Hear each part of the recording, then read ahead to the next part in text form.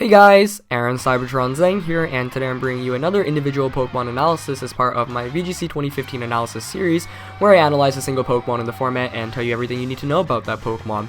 If you have not seen the previous ones on Cresselia, Bisharp, Thundurus, and Sylveon, definitely check those out because I think they're pretty helpful. Today we'll be talking about one of the most highly requested ones, Mega Kangaskhan, and this one of course is highly requested because it is the most popular Pokemon currently in VGC 2015. I do have to apologize, this went up a day later than I wanted to, and the upload time was also a bit late, but I hope you guys enjoy, share it. If you enjoyed the series, as always, please leave a like to show your support, and let's just jump into it.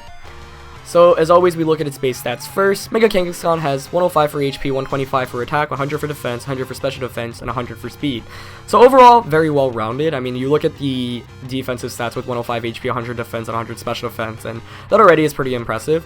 125 attack is kind of underwhelming, but then you consider that Mega Kangaskhan gets one of the best abilities in the game in Parental Bond, and suddenly, you're not just using that 125 attack for one attack in a turn, or I guess technically it's one attack, but it's really hitting twice, so it's not actually 125 at attack in the sense that you're getting much more damage off than any other Pokemon with base 125 attack would have.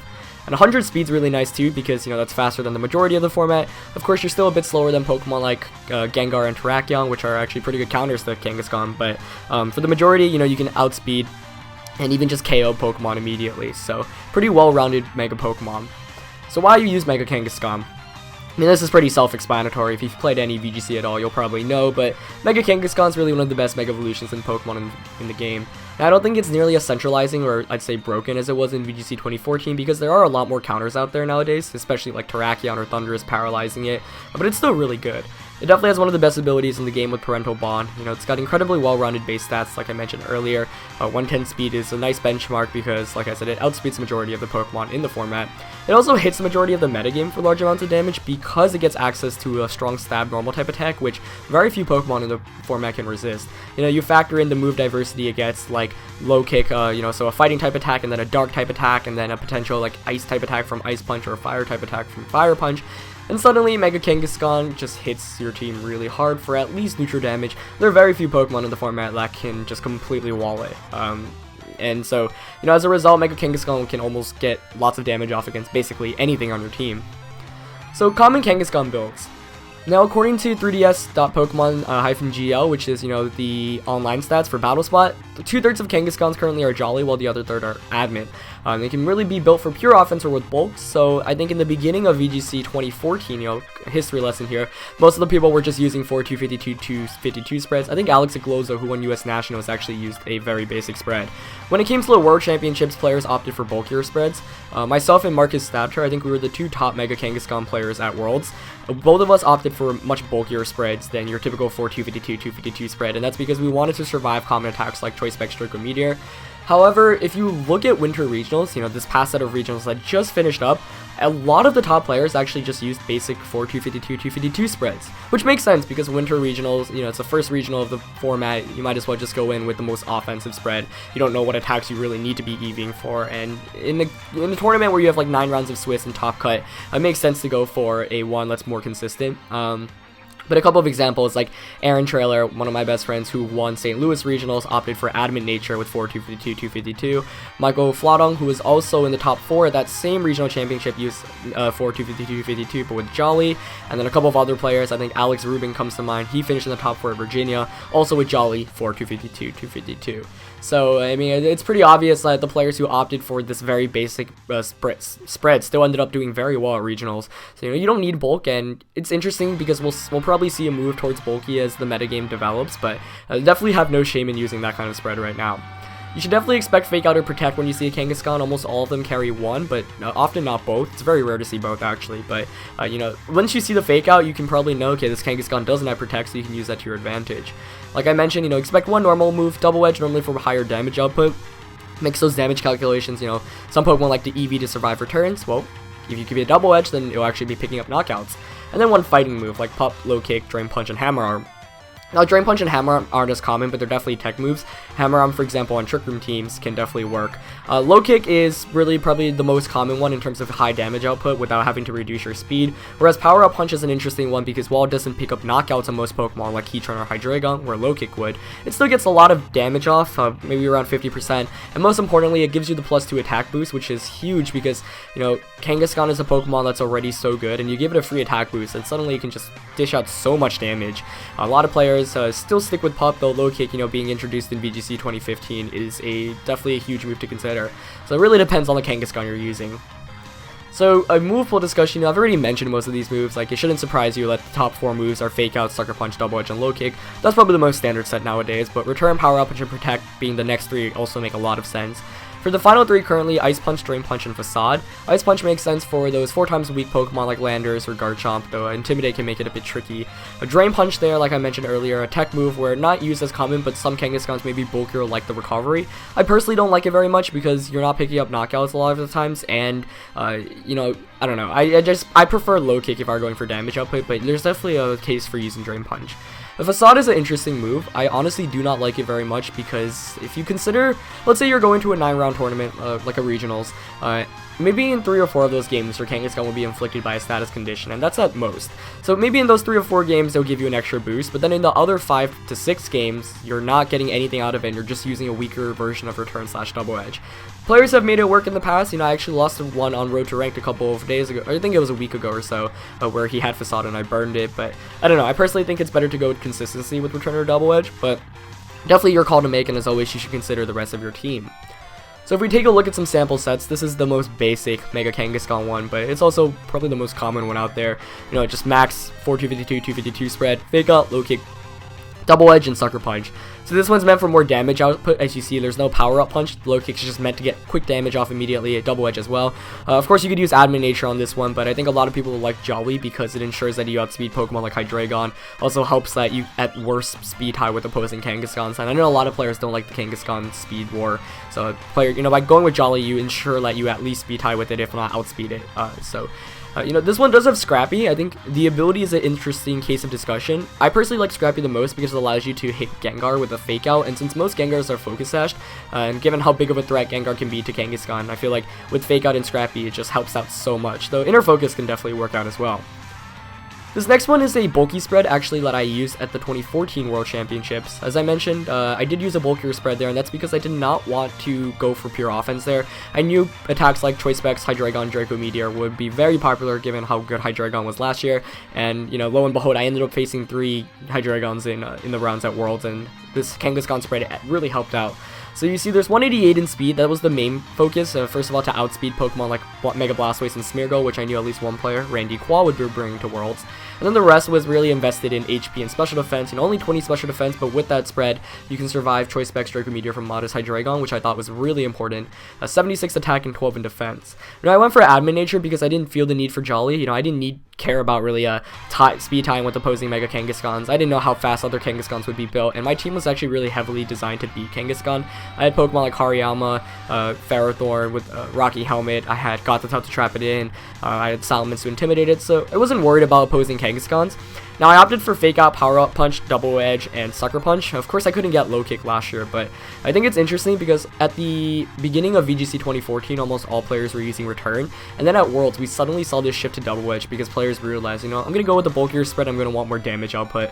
In the Junior Division Finals, I think both finalists ended up using Double Edge on their Kangaskhan, and it ended up helping out, I think, both players because it allowed them to get the extra damage that they wouldn't have gotten without Return. So I like Double Edge more personally, but you should also consider whether you want that recoil or not, because sometimes it really can add up. So these are a couple of damage calculations I'm using as a sample. Of course, it's just 2 Pokemon that I'm referring to, Hydreigon and Terrakion, but I think it's a good basis for you to really think about how you want to build your Kangaskhan's, because you can see how different each spread and each nature really does. So, you know, if we're using the 4 252 252 spread with no special defense or HP investment, a max Modest Draco Meteor from Hydreigon can knock you out 7/8 of the time, which is a pretty scary statistic. However, if you are running Jolly, you can outspeed it and just KO it, but now we get into a discussion of Return versus Double Edge. So the next thing to look at is, let's say you're using Jolly Kangaskhan with return.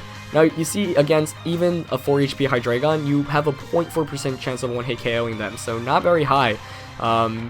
You know, that's why players are moving towards Double Edge more, I'd say, in VGC 2015. If you give that an adamant nature, suddenly it's a 50% chance of one-hit KO, so significantly higher.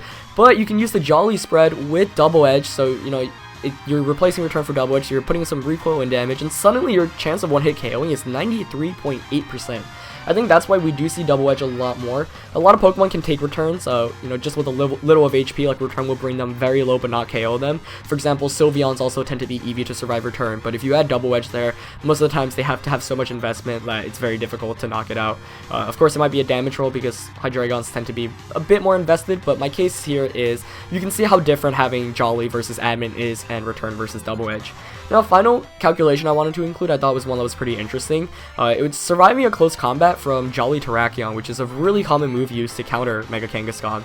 With 244 HP and 148 defense, you can actually survive it 100% of the time. Of course, you have to give up so much attack and speed there, so I'm not sure if it's really worth it, but something to consider in building your Kangaskhan's, and, you know, maybe you want to consider it.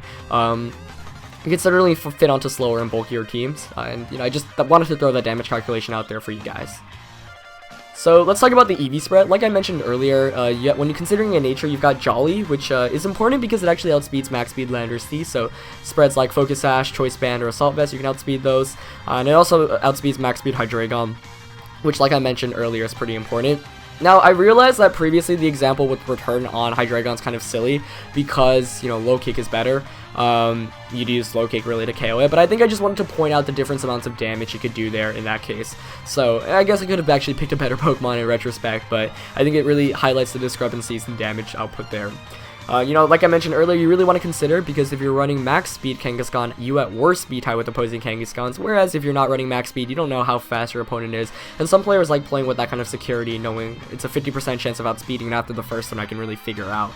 But, you know, like, if you don't run any bulk, then Spectral Meteor and, like, Modest or just Charizard Y Overheat and Sun can one-hit KO you, whereas bulk can really save you in those situations. So also consider that, and ultimately the most important thing is just remember what role Kangaskhan has on your team and the rest of your team. You know, if your team is meant to counter Pokemon that beat Kangaskhan, then you can afford to use 4, 252, 252. If your team kind of suffers against Pokemon, you know, maybe you want to go for a more bulkier spread, but it's something that you really have to consider. But all I'm saying is the most basic spread works.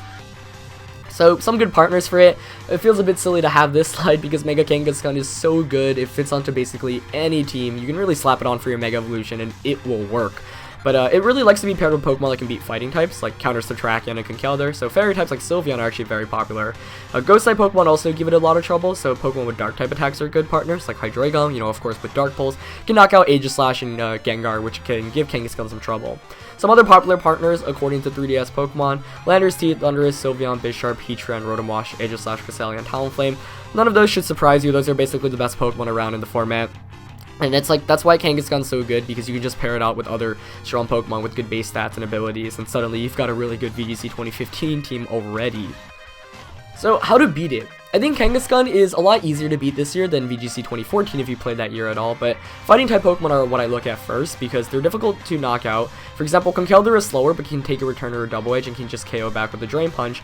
Terrakion and Virizion are two of my favorite because they outspeed and knock it out with a close combat, unless of course the Kangaskhan's really bulky. Ghost types like Gengar and Aegislash, you know, you have to play a bit carefully because sometimes they have Crunch, you know, they have Scrappy so they can fake you out, but otherwise, you know, you can Will-O-Wisp with Gengar, Aegislash can just Flash Cannon and then King Shield once again. So the typing here helps you out a lot because Kangaskhan's can't touch it too well as long as you avoid the Sucker Punches. Double targeting it's really helpful as well, you know, because it's normal type, it doesn't actually resist many types out there, so you can get damage out there, but you just need to really constantly nuke it down because it's so naturally bulky. Intimidate's really helpful as well. We don't see Intimidate as much this year in the sense that if you have Intimidate in your team, a lot of times that's actually tied to a Mega Evolution like Salamence or Mawile. Landorus T, Arcanite's actually another Intimidator that could work, but Intimidate really sets it down because it makes those KOs into 2-hit KOs and whatnot.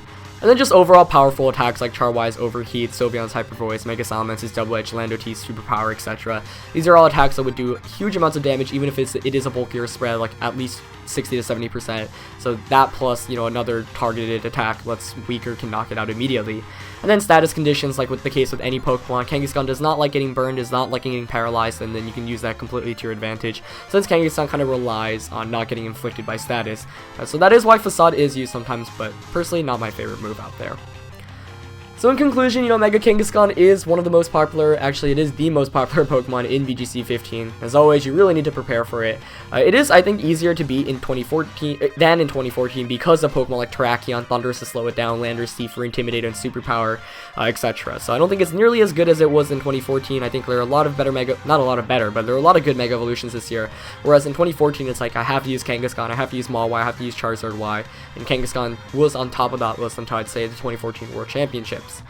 Like I mentioned earlier, since it's normal, getting damage isn't difficult, but the most important thing is make sure Kangaskhan doesn't do too much against your team, because if it gets a power-up punch off, if it gets a return or a low kick off to knock you out, then you're already losing a Pokemon. So you really want to take it out before it uses its speed to its advantage and knocks out your own Pokemon. Of course, it is really difficult to one-hit KO it without those fighting type attacks, so remember that. Remember that it almost will always get a couple of attacks off, so try to take advantage of this by switching out, you know, making good predictions and whatnot, and rendering it useless while your other partner can target it down. And of course, if it sets up a power-up punch boost, you better remove it as soon as possible, because it is not fun staring down a +2 Mega Kangaskhan. Anyway, that's it for this analysis, guys. I hope you guys enjoyed it. Mega Kangaskhan is a Pokemon you see everywhere, and it's pretty extensive, but I figured, you know, this would give you some rundown and information on what you can do to beat it, and, you know, what you can do to use it as a potential Pokemon. You know, there are definitely better spreads out there, I'm sure, for bulkier ones, but I thought mine is a pretty good base mark for the 2014, or for this season. And I think this just shows you like Kangaskhan is still just really good and it has so many diverse movesets and ways you can run it. So yeah, I hope you guys enjoyed this one. As always, leave a like if you did, and I shall see you tomorrow. Alright, peace.